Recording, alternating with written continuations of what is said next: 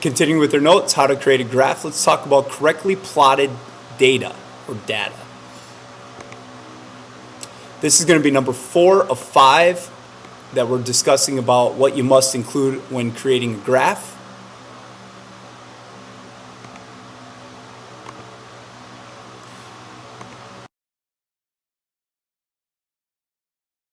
What this really means and is just kind of an emphasis upon when you collect data, no matter what the data looks like, that's what you're going to create a graph about. Now, this is not to tell you that you need to go make up data so that your graph looks beautiful and it follows a pattern and those sorts of things. The fact is that whatever you collect as data is what you need to graph. It's the story that you are presenting about your experiment. Could it be wrong? Of course it could be. But could it be right? Yes, it could. And maybe it's right for your experiment that you performed, and maybe it's wrong for somebody else's. But the fact is, it's your story. So you want to make sure that you correctly use the data that you have collected. You're using your data that you have collected to make the graph. Okay? And again, do not make up the data so that your graph looks all nice. Okay? The fact is that I caught a great phrase from somebody the other day, and it says, learning is messy.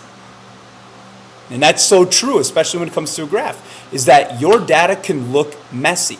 So the fact is that you are taking your information that you have collected to display your information.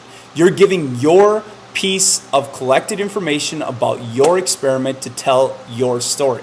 Let's give you an example of correctly plotted data. Go out to the web again. And what I'm going to point to is, again, this same graph about temperatures in New York City. The temperatures in New York City for day number 1 were found to be 43 degrees Fahrenheit. So let's go down to the graph and let's go to day number 1. And they plotted 43 degrees Fahrenheit. Correctly plotted. Day number 2, 53 degrees. Go to day number 2, and you'll notice that it says 53 degrees. Day number 3, 50 is plotted. Day 4, 57. Day 5 says 59, excuse me. And day 6 says 67 degrees. So this is an example of a correctly plotted graph based upon the data that was found in their experiment and then put on their graph down here.